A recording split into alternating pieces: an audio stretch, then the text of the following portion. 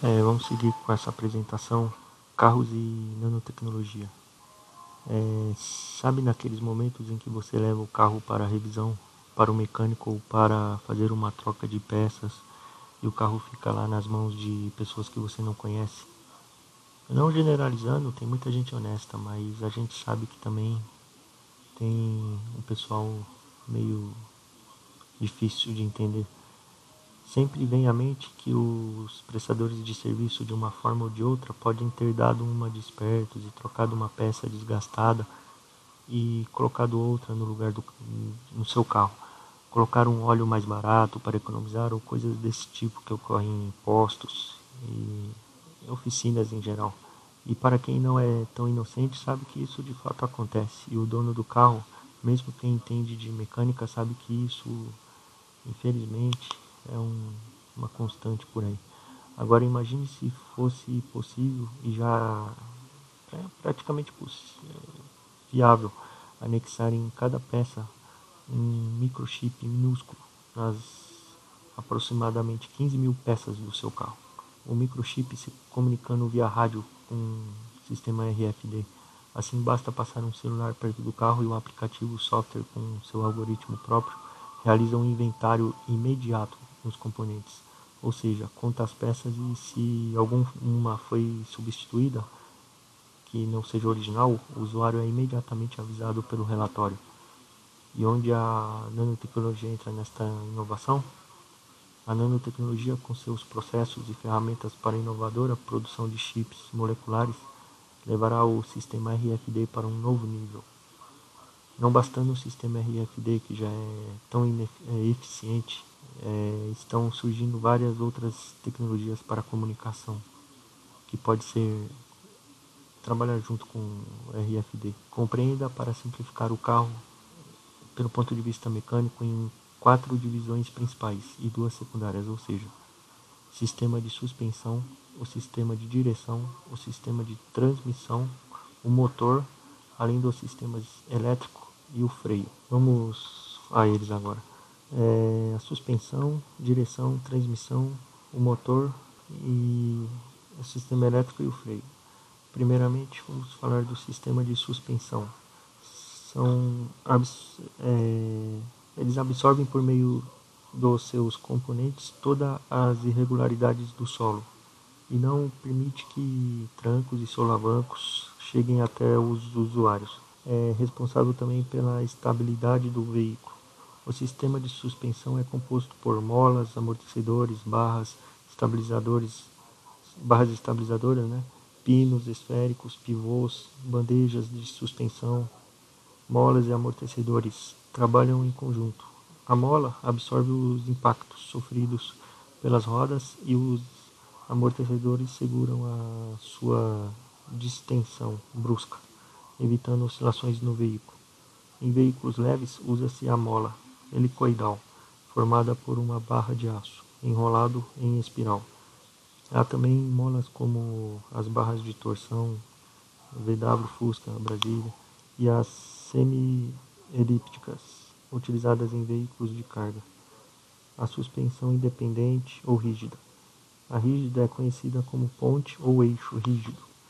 A energia absorvida pelas molas é liberada por meio de oscilações em lombadas ou elevações no piso, ao fechamento da suspensão. Já em buracos e vácuos no piso, a abertura da suspensão. É aconselhável uma revisão da suspensão a cada 40 mil quilômetros, em média. Recomendável não usar graxa ou qualquer óleo de origem mineral para lubrificar partes da suspensão onde trabalham borrachas. Essa especificação aqui é básica. Claro que tem, os mecânicos sabem que já tem uma aplicação para cada veículo. Isso aqui é um geral, né? Agora o sistema de direção automotivo é o responsável por transmitir o movimento do volante e da coluna de direção a uma caixa de direção e posteriormente as colunas de direção onde estão acopladas as rodas e pneus que giram seu veículo. Eixo se movimenta com uma série de componentes que trabalham em conjunto para promover a direção e também trabalham junto com a suspensão do automóvel. em qualquer tipo de regularidade e piso.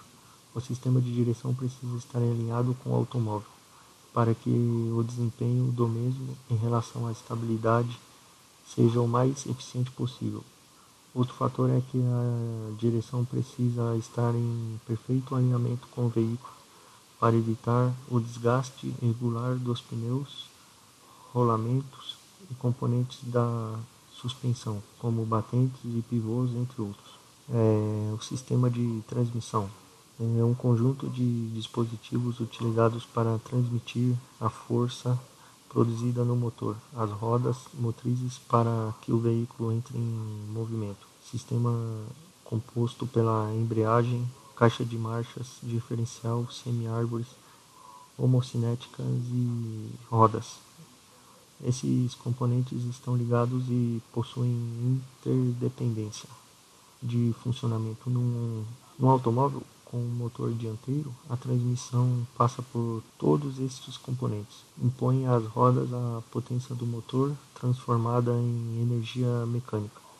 Inicialmente, pisamos na embreagem para engrenar uma marcha. O movimento é transmitido ao diferencial, que movimentará as rodas através das semi-árvores. O conjunto de peças para ligar e desligar o motor do sistema e efetivar a progressão do torque do motor com uma partida suave.